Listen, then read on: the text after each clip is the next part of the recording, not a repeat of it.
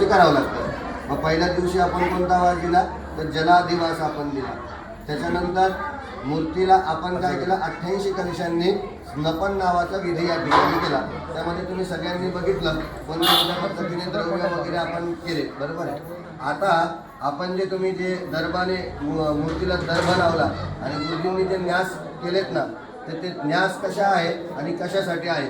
जसं की श्रावण महिन्यामध्ये भगवंताच्या कोणत्या अंगाला नमस्कार केला पाहिजे, ज्येष्ठामध्ये कोणत्या अंगाला स्पर्श केला पाहिजे त्या ठिकाणी नमस्कार केला पाहिजे, भाद्रपदामध्ये कोणत्या महिना, हे सगळं त्या न्यासामध्ये सांगितलेलं आहे, बरोबर आहे। कोणत्या महिन्यामध्ये कोणत्या अंगाला स्पर्श केल्यानंतर भगवंत आपल्याला प्रसन्न होऊन त्या ठिकाणून आशीर्वाद देतो, हे सगळं न्यासामध्ये सांगितलेलं आहे। त्यानंतर या ठिकाणी भगवंताचे न्यास झाल्यानंतर आपल्याला भगवंताला निद्रेचं आव्हान करायचे। भगवंत कधीही झोपत नाही, पण कितीही मोठा व्यक्ती असला तर त्याला एखादं काम झाल्यानंतर श्रम परिहार द्यावा लागतो, बरोबर आहे।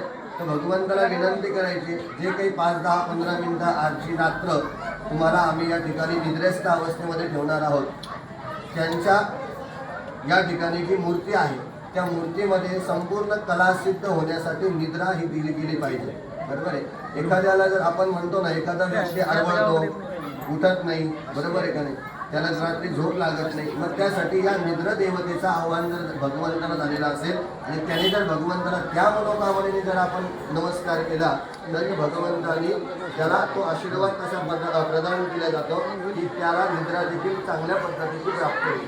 मग निद्रेचं आव्हान झाल्यानंतर आपल्याला कोणता वास द्यायचा तर धान्याची वास द्यायचा।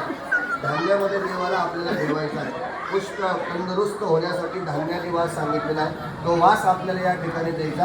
आणि त्यानंतर जलादिवास, शय्यादिवास, शय्या म्हणजे काय, झोपणे, म्हणून आपण खाली काय टाकलेले, सतरंजी टाकलेली, शय्या देतोय भगवंताला, आपण झोपण्यासाठी जागा देतोय। आणि त्या पद्धतीने शय्यादिवास, धान्यादिवास, निद्रा झाली की मग उद्याच्या दिवसामध्ये देव तुम्हाला दर्शन देण्यासाठी मोकळे होणार आहे। सर्वांनी त्या कलशाला नमस्कार करा, भगवंताला श्रम परिहारासाठी